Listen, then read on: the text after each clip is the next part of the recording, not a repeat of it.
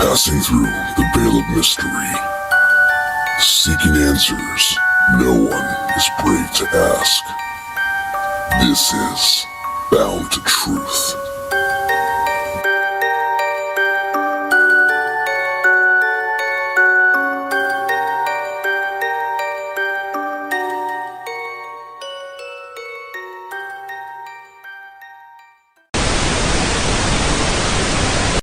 Good evening, everybody.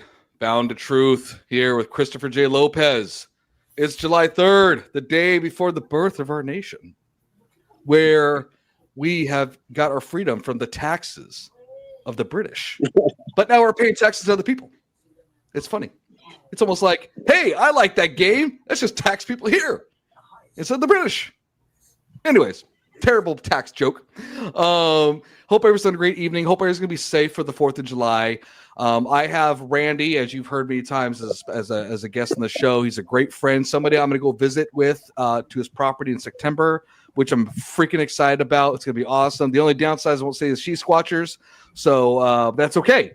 I chose Randy over the Squatchers. That's love, brother. And then today we have Kirk, and Kirk messaged me about 2 weeks back. I'm not sure, and make sure I got this right, Kirk. If you heard the episode with Randy and Gary, or kind of like you were like, hey, I got to get an episode. I got to talk to Randy again. I got to do this and so forth. So you know what, Kirk, I kind of want to, for one, talk about you a little bit. And then also what made you contact me to come back and say, you know what, we got to get on. We got to talk. So take it away, brother.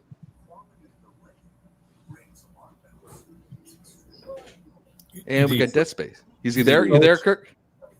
Kirk, did you hear me? Kirk? And the government is interfering again. Typical government. Yeah. I'm up by Lake Vermilion. Yeah, where are you at, Randy? What's up? A little town called Tower, Minnesota, up by the Boundary Waters. Mm-hmm. You ever Ely, Minnesota, the Wolf Center, northern Minnesota, way up here by Canada. Okay. Yeah. Oh, those Canadians. You know what? That's why you have a Bigfoot. It's the Canadians. Yep. He got out. I'll try to add him back here. He's probably having some internet connection. Oh, there you go. Kirk, can you hear me? Oh, he's freezing up. Yeah, it's kind of breaking up. Okay, I got storms moving through Ontario right now, so I'm not sure.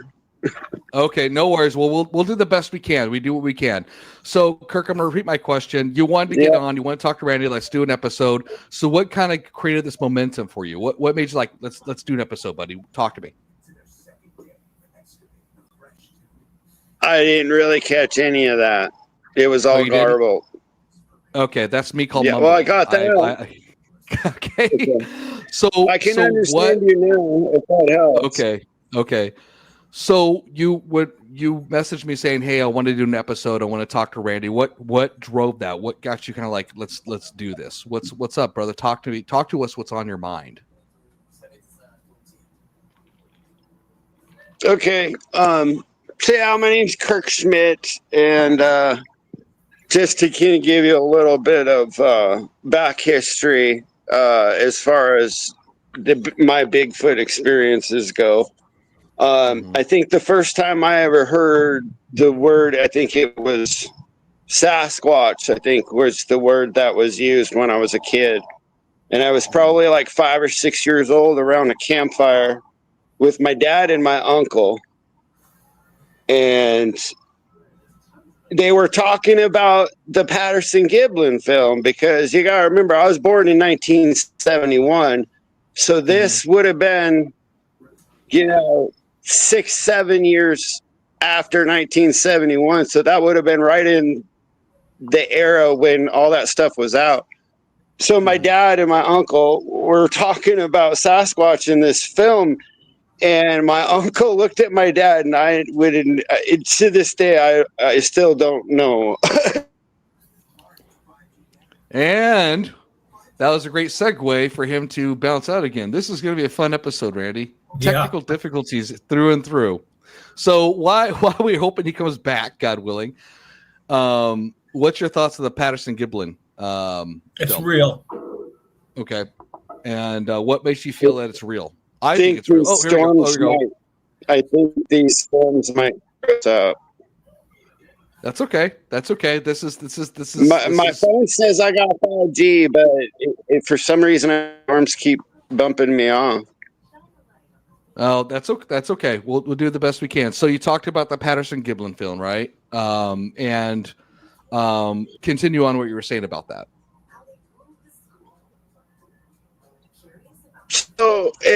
So my uncle, so we're staying on campfire.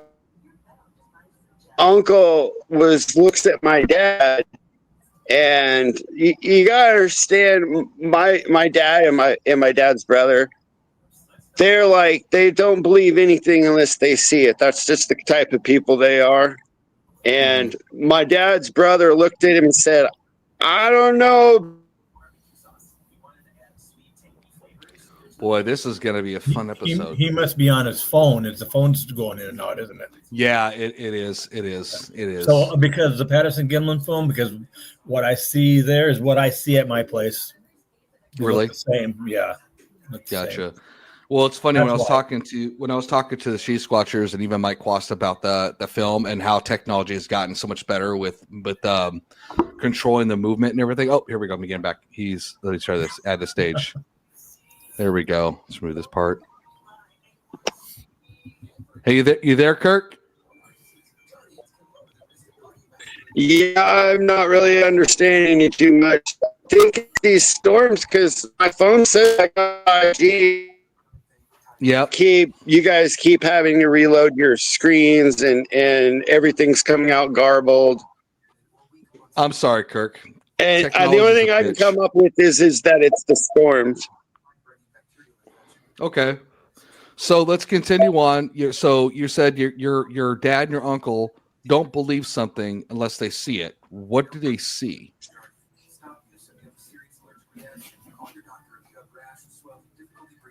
It's okay. Don't be shy, Kirk, unless you're frozen again. Say that again. So you said your dad and your uncle don't believe something unless they see it. It sounds like they seen something. Oh, no, he didn't see anything, but while he was sleeping in his camper out in Indian Bay, something slapped the side of his camper. So, and that's like the very first time in my life that I ever heard me. Well, being a kid, yeah, that's what I was afraid of.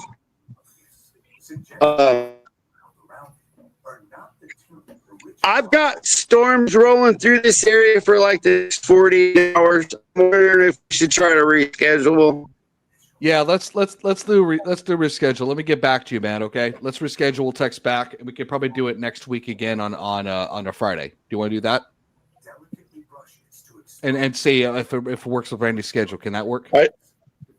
I'll be playing in the band Friday. Yeah.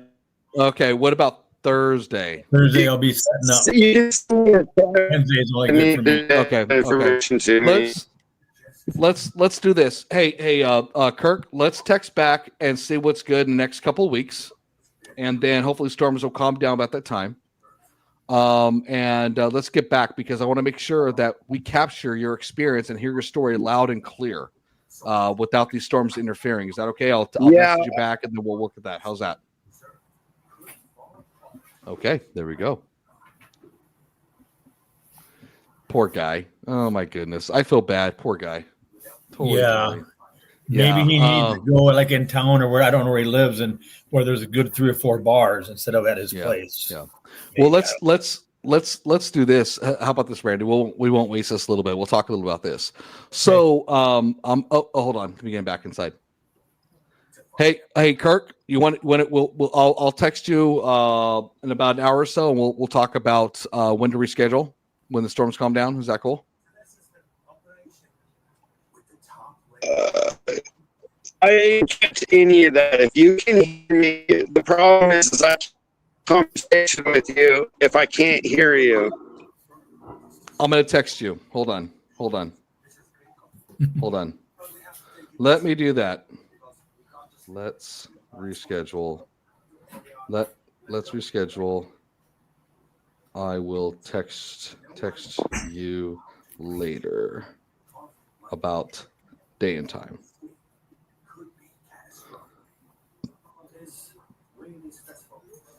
This is okay. This is it's part of the gig, right, Randy? Yeah, it is. Yeah. Sound tech. You know what? I moved off. So since we're having some technical difficulty, do you have anything that's been like a worst nightmare for you as a stage guy? Well, let's see. I'm really getting a lot of interaction in the last few weeks on that power box transformer, the power transformer and the power line, the high line. They're doing the craziest things that I've ever seen them do. What's ever doing it? Mm-hmm. I'll wait till you're done. Oh, sorry. I mean, moving my marbles, how they're moving them. Don't worry. Hold on. I will get back to you. Oh, in a day or two. So it gives us time to kind of relax as we get the holiday. So anyway, sorry. Go ahead. So you had a power box. Sorry about that. I apologize. Oh my God!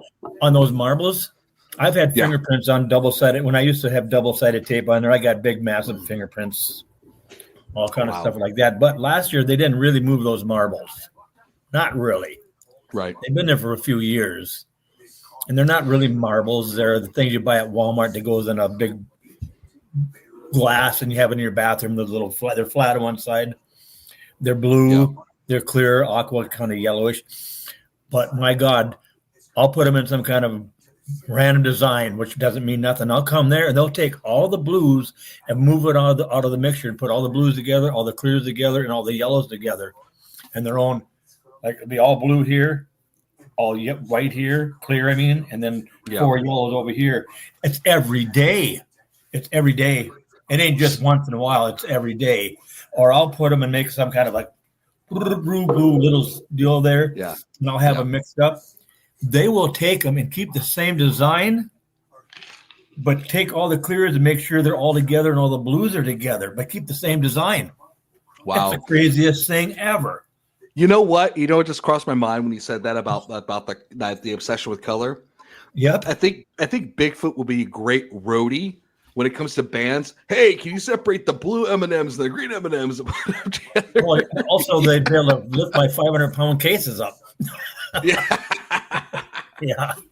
That's too funny, man. That's awesome. So I don't want to waste this moment. We don't have to go too long because I know you're busy and so forth. And thanks for being on it. And poor Kirk, well, we will get you back on. I'm busy. Huh? I'm busy sitting in the motel room till tomorrow. Well, I'll say this, Kirk. We will look around. See that? Oh my goodness, you got 2 beds, man. That's awesome. So if you hate one, you can sleep in the other. No, I can't. That would be real weird because my daughter's in the other one. Okay, that's okay. Good point. Fair enough. Fair enough. But what I was to say is, Kirk, we'll get you back. We'll get you back. I'll talk to Randy once we pick a time, and we'll get this back when the storms died on. So don't worry, buddy. We will get you on to hear your story and really give you the platform needed to have people connect with you. Oh, I had 7 screams at me the other day in the yard. Oh, when was that? Night, massive. What kind of screams were they? Okay, they weren't owls, they weren't cougars, they weren't wolves, they weren't coyotes. Mm-hmm. I looked up every owl that you can imagine. Nothing was this. What I had heard was not an owl. It was real long. It was like one of those whoop sound things, but it was real long. Really? 7 of them. Yeah. But here's the thing. It was walking because it was doing it as it was moving because it was different areas as it was doing it. Well, a bird. No way. Yes, yes. Usually hear the whoops where it's one place. So they're moving. Wow. I mean, no. I know what you're saying. Yeah. You're right. Yeah, usually one place, but this was doing it. Might be 30 seconds to do it again, but it was in a different place. It was walking along the edge of the woods by our yard, but in the woods a little bit. Wow. It's 11 o'clock at night. I can't see out there, so I'm not going to walk out there and try to see either. Right. Just listen to it. I just listened to it. I had two fans going. I was in the back of around the corner where the shower's at, and I was so loud I heard it there. So I shut the fans. I went to the window to look out in the yard, and I just sat there and listened to it. Wow, dude. Holy tamale, man. Yeah, I know there is so much going on at my place, but I'll keep saying this. The reason there is because I'm not trying to get evidence off them. So they feel safe and they trust me. So let me ask you this. So Mike Quast kind of told me about what you were saying with that, and he has his own thoughts behind it. He likes to capture evidence. Have you guys gotten in an interesting conversation in regards to, was like, well, Randy, I think I should try to get, I'm not trying to put my mouthpiece as Mike Quast. No, I know exactly what you're saying. Yeah. Yes. When this all started, I'm going to skip ahead a little bit. Sure, go for it. The head guy from the SRA said, Randy, you got to stop carrying a rifle. Yep, I'm very told that. Yep, you got to stop carrying a rifle. They know what that is, and you got to talk to them. I'm reason I'm telling you this so I can advance after that. Right. You got to stop carrying a rifle, and you got to go out and talk to them. I said, talk. You talk in the woods when there's nothing there? He said, yeah, you have to talk to them because they're there. You just don't see them and talk to them. And I felt like I'll say it. I felt like an ass out in the woods talking. I was hoping nobody would hear me, but of course nobody's going to hear me because there's no trespassers out there. Nobody's out there except for me. Mm-hmm. So I did that one day. I'm out there by myself talking, and I here's what are you gone? Mm-mm. Oh, okay. And I'm here's here. what I said. Hey, I'm Randy. I'm just looking at your stuff because there's a lot of structures out there. There's teepees and X's. I'm just trying to learn about you. I'm harmless. Mm-hmm. But he also said, wear a GoPro camera backwards. I said, I don't have one. He said, take your phone every once in a while, go like this, quick. They'll look at you as you pass them. Interesting. He's totally on the flesh and blood state, this guy. And this is like 9 years ago. And I didn't know no difference then. I thought the same thing. And they are flesh and blood, but they're more than that. But anyways, So I did that. I did that for quite a while. I'm way back in the woods by myself. No gun or nothing. I'm not feeling comfortable doing it because there's wolves out there and stuff, Right. And not that a wolf's going to attack me, but it's still weird. So I did that, and I get home. Nobody's at home. We don't have no dogs at the time, nothing like that. I'm looking at my pictures. Oh, my God, I got 3 Sasquatches. I can see them, one here, one there, and one over here. Oh, all of a sudden, there's a pound on the side of the house. Wham. Wow. And I get startled. I think, well, who's knocking at the door? Who hit the door? I get up to walk to the door, and in a female voice, it goes, Randy. Oh my God, there is somebody out there. I go out there and there's nobody there. And you can't see our house from the highway. We don't have a bunch of neighbors, and we're not in town. I'm out in the woods. Well, you're at 40 acres, man. Yeah. There's 40 and there's a 40 and then there's an 80 and then there's a bunch of state land. So there's lots of land. Right. Anyway, so I look around, and on the backside of the house where it was hit, there was a big oily handprint and streak like this where they slapped. So that incident happened. That told me, well, talking, I guess it does work. And then I'll skip ahead. I'm still thinking they're regular, like an animal kind of thing, and you can get lots of evidence off them. I don't know no better yet. And then Doug Hychek from the History Channel, we're good friends. He's been to my place, and he quoted this place as like Skinwalker Ranch of the North. Right. He said, Randy, put a camera out by your gifting area. The one I do at the house now. Right. And he told me to tell him, will you guys let us take a picture of you? Let the camera take a picture of you, and we will not share it to nobody. It'll just be for me and Doug. And then I said, okay, if you guys don't ever want cameras here ever, you got to give me a sign or do something that I can see you don't want cameras here. Mm-hmm. I go home, and next day I go out there. My camera is twisted. The brand new batteries are drained dry. When I get the SD card out to get it home, there's nothing on it. It's erased. Not even me when I set it up because I always let it take a picture of me. And there's a 15-foot Y stick, 15 foot long on my camera. Wow. No picture of it there. So I took that as a sign. No cameras ever in my place. And I'm listening what they want because I asked them. And that's when that all started. I'm not getting evidence. When I stopped doing that and all that stuff, my interaction got more and more. So that is why I won't let nobody do cameras, anything like that. They're my places for the experience, not the evidence. Mm-hmm. And it's working, though. Like I always say, There'll never be evidence for the world as the world wants. But if people start getting individual evidence like I'm getting with interaction, that'll be evidence for the world. Okay. So let me ask. Yeah. Go ahead. So let me ask you this. So you talk. So I know when, and everybody out there, I'm going to be going out there in September to visit Randy. We have it scheduled out, which has been great. It's happening, which is awesome. So I'm going to bring my night vision camera that I have. It's a very nice film camera, and then I have 2 GoPros. Now, with no filming on the property and I want to stretch the limits without what do you call it, offending the entities there, the Bigfoot, right? So if we had a GoPro, again, I'm not saying I'm going to do it. I'm just curious. This is me, my curiosity. I have to ask. If we had the GoPro cameras walking around and they put it behind us, right? Would that still cause an issue, or just, again, none of that at all? None of that. Okay. Now, here's the next question. What if I had a camera left in your house just filming where most of the activity in the house? Is that going to affect that too, if it's in the house? Besides the interview and talk. Oh, you can do, you can do that. Yeah. Okay. It's in the woods I'm talking about. Okay, cool. That's why I want to ask, because I just want to kind of just test some things with regards to that, because I'm just curious. It's like would it not do anything with the camera in the house? Like if I set it at one place where it's like, if you're like, I'm at your house, right? And I'm like, hey, Randy, where's the activity happening around the house mostly? Oh, it's right in this corner, right in that corner, like by this window, by that window. My thing was just like, okay, they place the camera over the night, set it there, and just see what happens. But if it's like, again, I also want to respect. Well, that's different there. Yeah.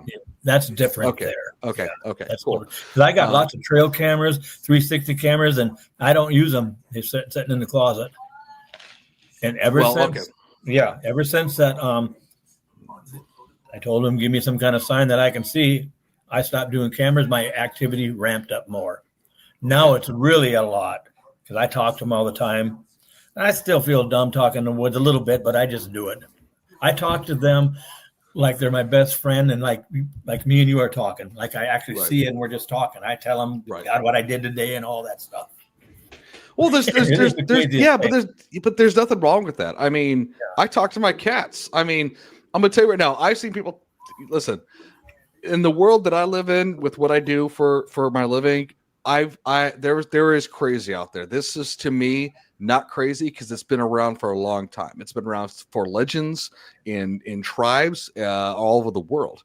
It's just something no one talks about. It's nothing new, right? Yeah, right. It's nothing new. It's something. Okay. It's Now, no, I'm not going to say the name, but that one person, he wanted to bring one of his rifles and shoot one. I says, no, you're not doing that. Zero. Well, we need to get evidence. I said, no. This is before I even knew what was really going on. This was at the very beginning when he first came to my place. I said, no. Well, and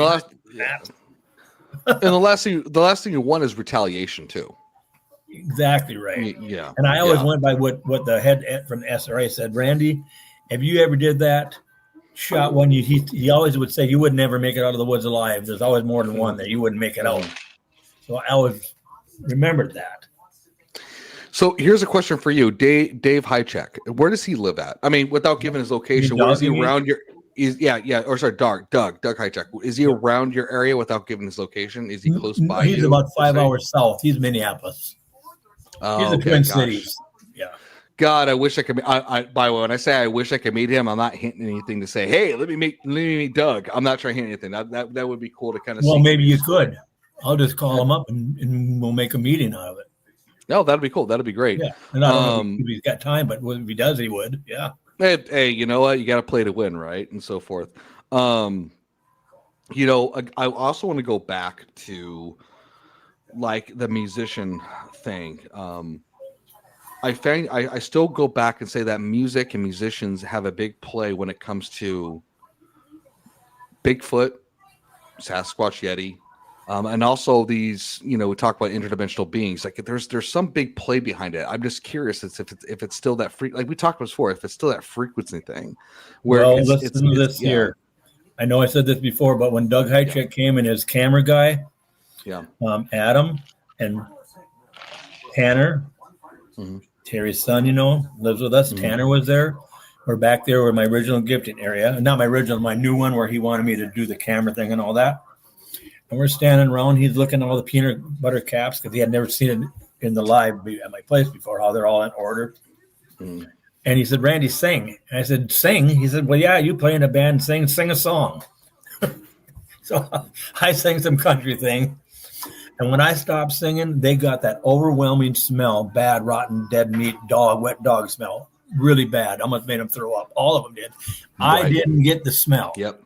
So, and I'm right there, and my smeller works good. And then I started singing again. The smell went away. Wow. I stopped singing. They got the smell.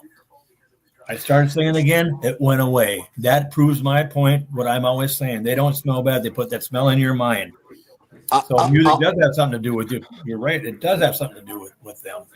I am so excited about this. It's so funny. I'm really excited to go to your property this September. Don't know what to expect, and it's funny because it's hard. Like you said, you got we were talking before. You got to go where you're not looking for it. In my mind, I have an OCD brain where it's like, I'm here to hopefully encounter you, and I'm hoping it doesn't drive them nuts. Like this guy's intense, Hopefully, it's like, oh, he's a short guy. He's okay, And I'm really curious. Like I said, the only times I've had potential experiences was the first time when John and I went to Iron Goat Trail in Washington, and we had things thrown at us from the top of the mountain. It wasn't anything big, but it was like a warning shot. Again, I'm not saying anything was threatening.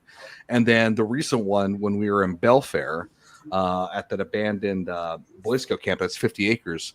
And we heard all this gurgling sound around us. It was insane. It was so insane. And, I'm really excited for that experience. But more importantly, it's not just the experience. It's also to get to know you and your family more, and just that friendship we've developed over. God, it's been what, over a year now? Yeah, it's been over a year. It's been over a year. God, I don't even know how we connected like this. I don't remember. I do. I'm Minnesota. I do actually. So I won't forget when I first started this podcast over a year ago. I'm not sure the time frame if it was like February or March, but when I was doing podcasting without the videos and everything, because I was still kind of getting my bearings in, and I'm still getting my bearings in the stuff. I was sending out, I was joining groups and everything, like kind of like, hey, check this out and so forth. Cause I wanted to hear the stories. I wanted to expand the ground. And I think it's important for people to share those things. And like what Mike Quas says, for people to have the opportunity to share their experience and not be ridiculed. And I won't forget when he messaged me and we're talking, and before we did the interview, we talked on the phone for 2 hours. It was just awesome. And, ever since then, and I gotta say this, the relationships I've gained with the podcasting, I think has been more valuable to me personally, in addition to the experiences that everybody has shared. With John with his UFO abductions and so forth. The relationships are amazing and unique because it's not the norm, Phil, where you're at a barbecue. Hey, how's your day? What's going on at work? I'm doing well. I did these trades. I did that. To me, that's boring. That's artificial. This is real life. And right, I drive off that because I need that personally, and so forth. So, and I'm grateful for you, and I'm grateful to connect with you and connect you and John and connect you and Gary. And I hope Gary's a great guy. He's a good dude. I know how I got a hold. You had the little thing in Facebook. If anybody's got any experiences, that's how it was. I just remembered. That's right. Yeah, that's okay. That's okay. See, okay, there you go. I at least I triggered something. I had a memory of some sort, but I kind of triggered something. That's what it was. And and so forth and all that. But I am definitely excited. But you know what? Not just excited about going to your property. See that over there? Yeah. That's daughter over there, Samantha. Hello, Samantha. My name's Christopher J. Lopez. She's one of the ones that's seen Sasquatch at the place. Oh, bring her, Samantha. Come on over. Come on over here. No, come on over. Come on over. Come over. Come on over. It's She's fine. back. Come on over. What? She's bashful. Why is she bashful? I Don't don't be bashful. know. You know what? You tell her that my looks will make her look really good looking because I'm so ugly. So he's in the market. She knows I joke around a lot. He knows that. I know you do. So it's funny. I was. Samantha's daughter, Bristol's the one that's in Sasquatch with me on the power line, the 10-footer. Oh, really? And she's the one that she said, Grandpa, I just seen a tall, hairy black giant walk in the woods. That's Samantha's daughter, Bristol. Tell her that was my Uncle Brian. Okay. And Madison seen one when she was in the house looking out the window. It was looking in the window. Wow. And she was like 6 years old then or something. What I was going to say, what I'm looking forward to, besides in addition to the journey being at the property, you know what I'm really looking forward to is jamming. Are you? Oh yeah. You like raspberry? Blueberry jam? No. I'm talking about jamming. I know what you're talking about. You smart ass. I'm talking about playing drums. Tell your daughter I'm a good looking musician. He's a good looking musician and got a lot of going for him.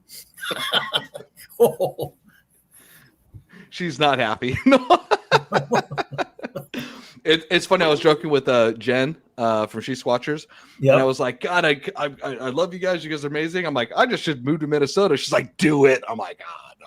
Oh yeah, that's what she would say. Do it. Yeah, that's what she said. Yeah. I would. It's funny. One of my friends are like, I could see you selling your house and taking your truck with the trailer and your motorcycle in the back and just driving around. I'm like, oh yeah, totally. I'm that kind of guy. I like to live off the grid type of thing. You got to get $1 more in your retirement, just $1 more, and then you'll be doing it. Dude, right? Yes.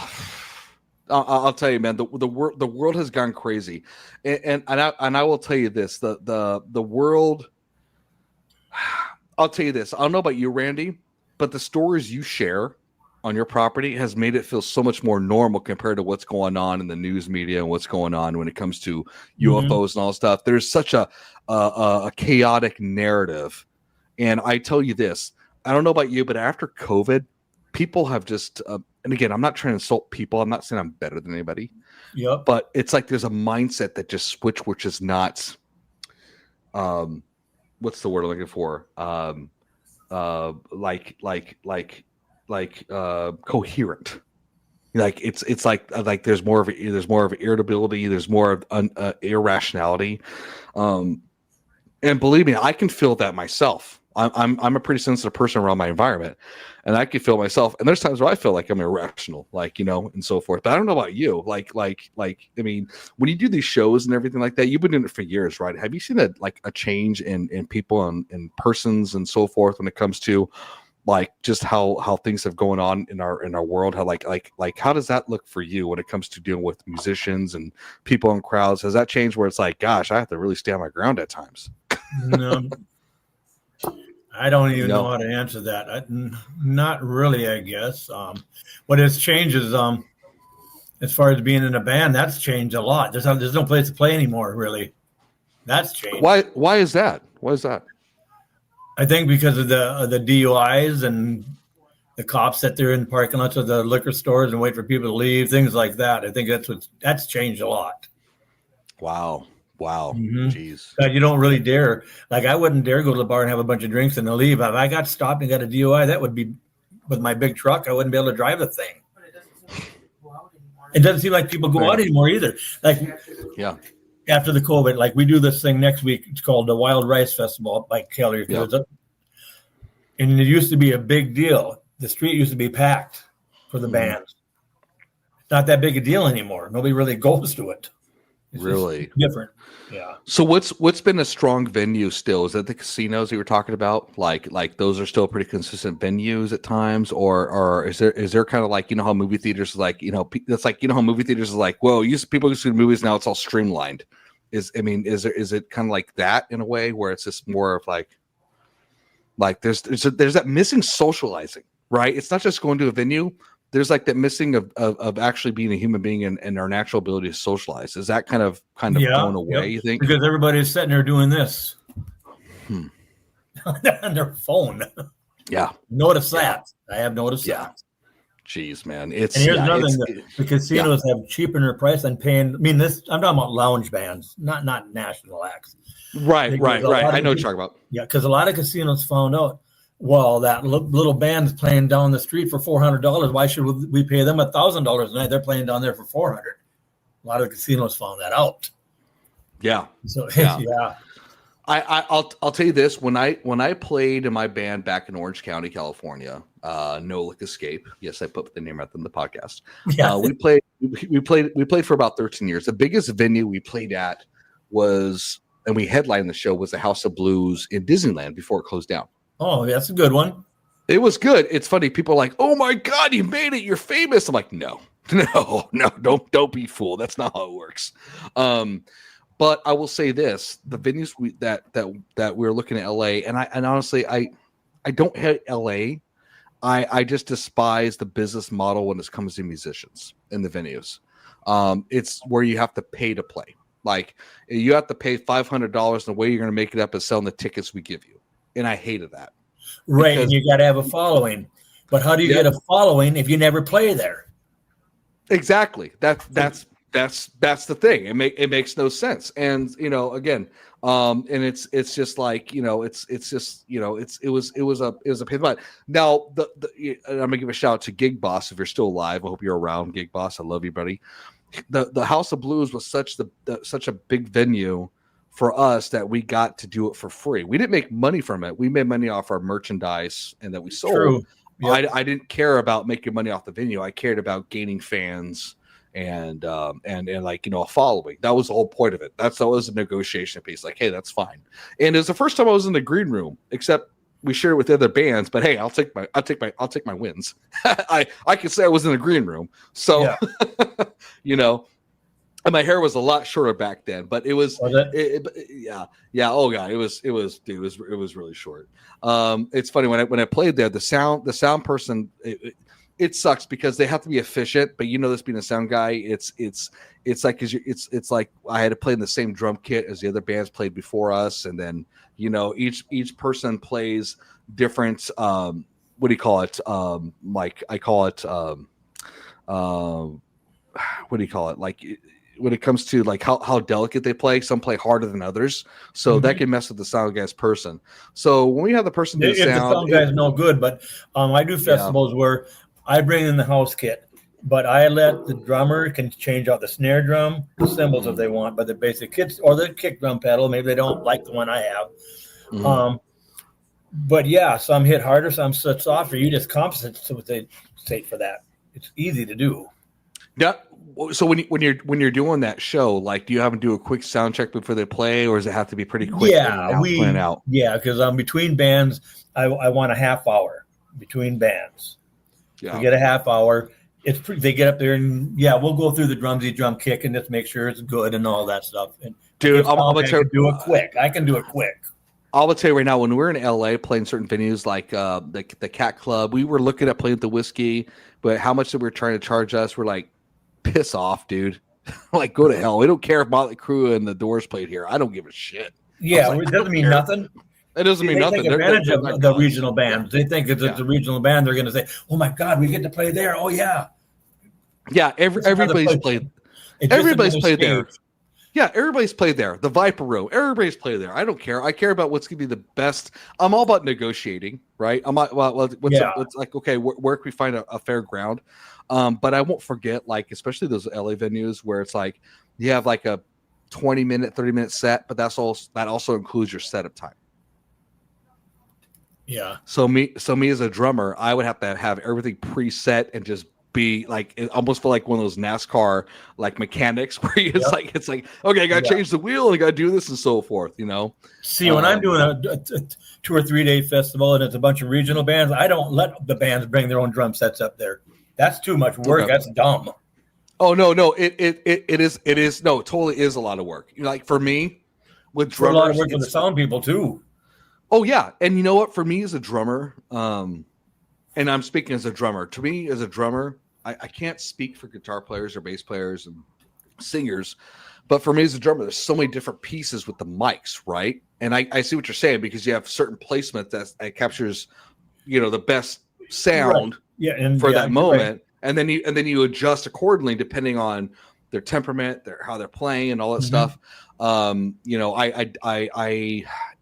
only thing I try to do when I play, especially at the House of Blues, unfortunately, I felt comfortable when I played, was just do a quick adjustment on the kit on top of it, because everybody's got different heights and levels and so forth. It's like it's like a motorcycle, man. For me, it's exactly. Like, that's more fun to do.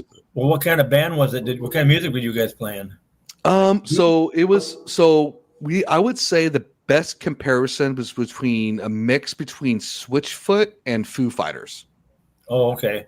Yeah, we were a very sarcastic, fun band. We did 2 albums.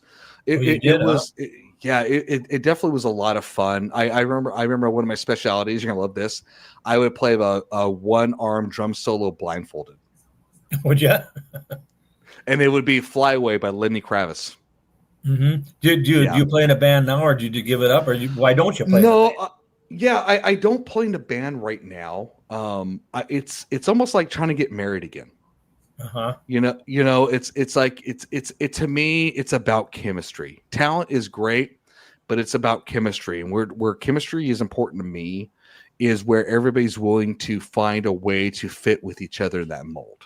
Right. Mm-hmm. And then also it's important to have that conversation and transparency. What's the intent we're trying to do? And I played with very talented musicians. I play, we all can say that. And there's some that have major egos and some that don't. Yes. I'll tell you this, I don't know if you heard of Ian Mitchell from the Bay City Rollers. Remember the Bay City Rollers? Mm-hmm. Yeah, I played. D-A-Y. Yeah, I jammed with Ian Mitchell once with his band. Yeah, dude, I'm gonna tell you right now. I mean, God rest his soul. He passed away years back. That guy could drink me under the table, and he was like half my weight. And he said that dude wore a kilt. That guy was proud. Did he? Yeah. Yeah. And I won't forget when I played with him and jam with his guys. They questioned me. I didn't play shows with them in the future because they thought it's not calling anybody out. I'm not sure what the reason was, but the impression was that I was too young, type of thing. And that's okay. I never took it personally. I just enjoyed being in the presence of playing with Ian Mitchell, who's one of the legends, and other people who are professionals who play on stage. To me, it was like, that's good enough. I don't care if I was able to go tour with them. It was just like, hey, I'm just grateful to be here, type of thing. I really, really put the ego aside with that. But it was really cool. It was really cool to play Saturday night. It was really cool to play with Ian Mitchell Saturday night, man. Yeah. I was in a high school band. We did that song when it was a hit on the radio. It's one of the songs we played. Yeah. Yeah, it's really fun, man. And you know what? And I'll say this: I know we're kind of talking different topics. We're not trying to waste the experience. You know what I love about music, Randy? It's such a universal language. It gives people, both introvert and extrovert, an opportunity to share their personality, not talk, because people can talk all day, but they don't back up the game. But I've met introverts, and I play with some great musicians who are introverts, who just have such a presence on stage when they play. You can feel it. You can play it. You don't have to have words with it. They just feel it. Everybody feels it together. It's like such a universal language that it doesn't matter what race, culture, or creed you're in. There's that. There's a special intent. There's some are good and some are bad.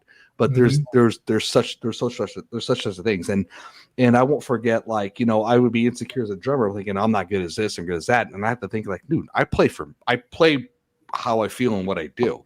My thing is making sure I compliment the band and making sure to do that. I don't know, but yeah, you're right. Like my favorite drummer, believe it or not, of all time is Phil Rudd from AC/DC. Oh, is it? You know why? Because he plays for this song. Oh yeah.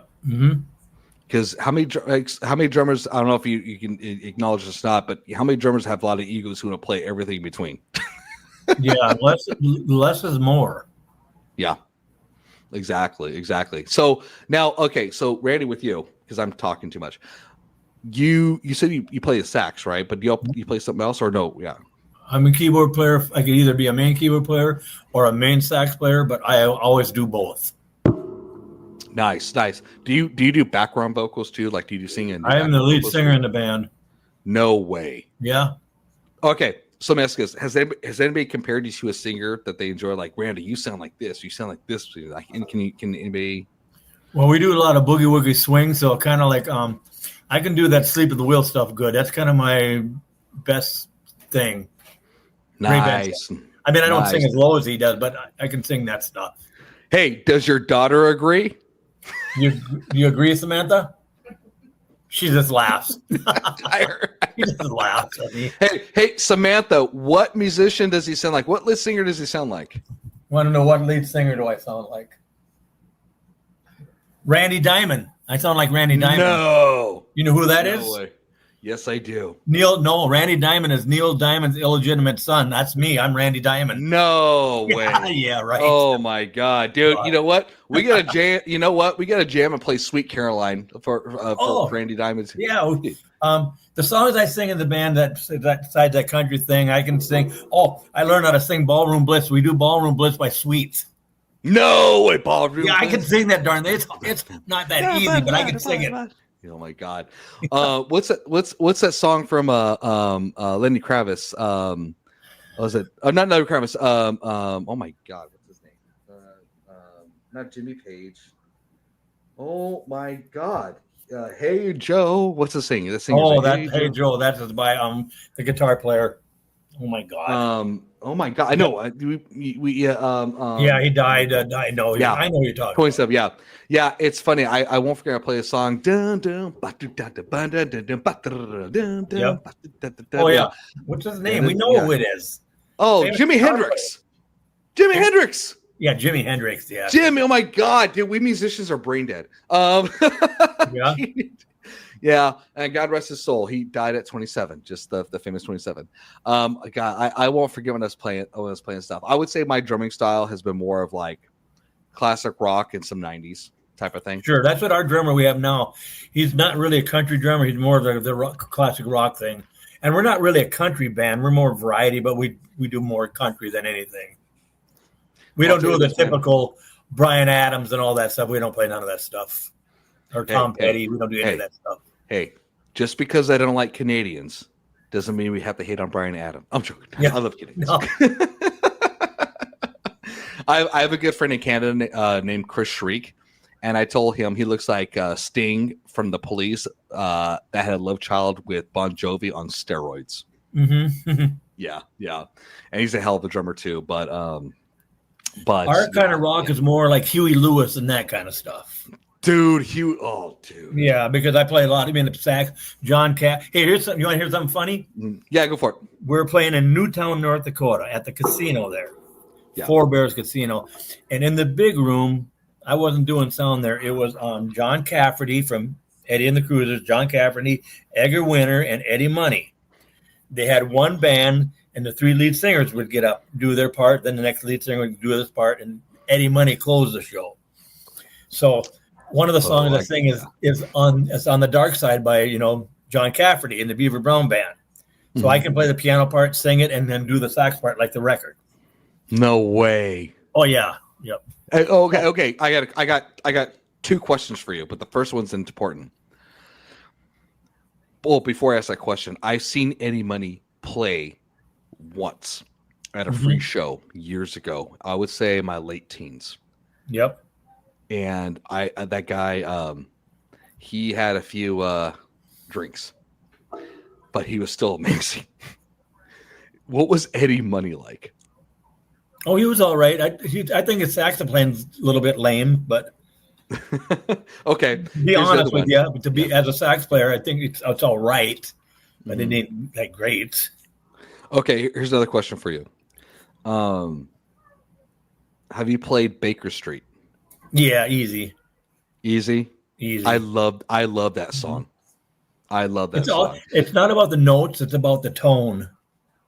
Okay, you get the right. So, what song is that? That's Turn the Page. Yeah. It's but anyways, I got to finish the story about Eddie. Yeah, go for it. Sorry, go ahead. So we're playing, and I see those three lead singers, John Cafferty. They walk into the lounge in the bar where we're at after their show got done. And they sat down there watching us. And you know what I said? Hey, Mr. Cafferty, I bet you've never seen this. I'm going to play the piano part for On the Dark Side. I'm going to sing it, and I'm going to play the sax part. We did the song. He just clapped and give me a smile, you know. And that's awesome. I was thinking he was going to say, Randy, I want to hire you for the band, but he didn't. Oh, no, I'm just kidding. You know what? You know why he didn't hire you? You know my theory? What? You were too good. You were too good. Yeah. That it's like you would steal his show. He's like, this Randy Bauer's like the Geddy Lee of Rush. He can play bass and keyboard at the same time and sing. No. I knew when I was 8 I was going to be a musician. I knew then. I started playing accordion then. That was my first instrument. Until I was 16, I wanted to be the next polka king, but then I switched. I can still play accordion both sides like a real accordion player, but I don't do it that often in a band. No, that's cool. You know what's funny? I'll share this with you with similar. So when I was 3 years old, I didn't know this until after I started playing drums. After I started playing drums years later, that my first drum kit was actually when I was like 3 or 4 years old. And then I played violin for a few years. And then the reason I started playing drums is because I had concussions in football and I need something to hit without hurting my head. But I still hurt my head at times. But but no, I could talk music all day, man. I love music and so forth. There's a band out there. I think I mentioned to you before. Ever heard of the band called Ghost? They're okay. So Ghost has been around since 2006, but they started to be very popular the last 5 years. Reminds me of Quiet Riot. You know, Quiet Riot entertainers to get famous. Yep. I would say pull up the band Ghost when you have downtime. They have a very modernized version of 70s and 80s. Oh, they do. And they're very gimmicky, like Kiss, but a bigger storyline. I will look them up. Yeah, we do a lot of 70s one-hit wonder band songs also in our band. Yeah. Oh, it's funny. I was gonna say this. You know, when I've been playing each night, the song I end with when I play is Holy Diver by Dio. Mm-hmm. I've never played it before, but yeah. Oh well, yeah. Well, it's funny. Robert James Dio's got a great voice. He just looks like a troll. Mm-hmm. He's dead. Yeah, but anyway. Oh my goodness. So okay. I know we've gone out. Well, this is our shortest one. Yeah. So did you already get your ticket already? No, I'm gonna make the purchase of the ticket. That's what I didn't want to. Wanted to make sure. Yeah. I wanted to make sure before doing it. To fly out. It's because it was like $300 cheaper, and it was really crazy. And I was gonna stay till either Wednesday or Thursday still. And I'll bring my equipment and everything. Mm-hmm. And then, but like I said, this is gonna be fun, man. Listen, before we end the show, the most important thing is like, yes, I hope to have an experience. I hope that something happens where I can talk about it. But the most important thing, believe it or not, is I get to hang out with you and get to know you and your family and to get to know your world, because to me, that's important to me. Because I'm about being a human. I'm about humanizing things. And then you can see what I've been talking about. You'll see the stuff I talk about because you'll be there. Right. And the best way to get experience is try not to get experience. Don't even think about it. And you know what? It's hard to do, but it is hard to do, and so forth. And how about this? I'm going to work on not trying to do that. But in addition to it is to have the right intent, and hopefully that will work. That will work. But if you're getting ready to get in your tent and all that kind of stuff there, and that's when you're going to get experiences, when you're by yourself. And you know what? That's the thing that I want to do, Randy, is kind of do what Mike Quast did, was get in a tent by myself and do that. I really want to do that and just kind of hang. There's some equipment that I'm going to use that it's not camera related. Nothing camera related. Mm-hmm. But I also want to get your thoughts after I show you what it is, mm-hmm. and then see if it's like this, go for it, or hey, I don't think this is going to work, and I'll leave it at the house. Because, mm-hmm. like I said, you're the professional. You're the one who has the expertise in your own property, right? You're the king in your own domain. I got so much going on. I don't want to jeopardize it. That's my thing. And again, like I said, I'm a guest. I'm not the owner. You're the owner. Yep. I'm the guest, and I want to make sure I respect you. I want to make sure I respect you and your family, and respect what's going on that property, and not jeopardize anything that you built very long to do. So, all right. So, other than that, let's go ahead and end this podcast. I'll put this on in a couple days, and so forth. Before I go, Samantha, you want to say something to the show? You want to say goodbye? Goodbye. Say goodbye. well, I she's baffled as hell. Oh, that's when okay. They filmed her for that documentary. Yeah. Well, he did the old camera trick. He said, "Just talk about it. We got to get this camera ain't set yet," but it was recording the whole time. Samantha, you can run, you can't hide. No, I'm joking. I'm not gonna do that. And then I'll respect her. And then they changed her voice, but she wished they wouldn't have done that. It's like some kind of weird. It made me look sillier. It made her look silly. She said it's a voice is like that. It's weird. Well, I'll say this, Samantha. If you just Samantha, can you hear me? Randy? Okay.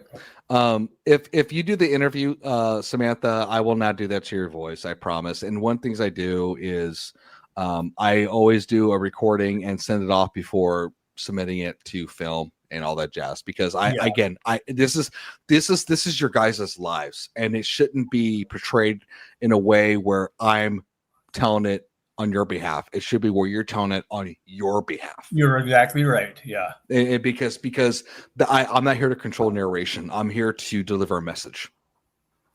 You're right. Yeah. And that's all it's about. So, all right, everybody. Thank you for watching Bound the Truth. Remember, Buzzsprout, Spotify, YouTube, Amazon, X, Instagram, Threads, Facebook. And if you have any comments, insults, thoughts, theories, feelings, or just need to talk, boundtruth34@gmail.com. Other than that, Randy, thank you again. And see you guys You're welcome. on the other side. All right. Good night, bud. Bye. Yep.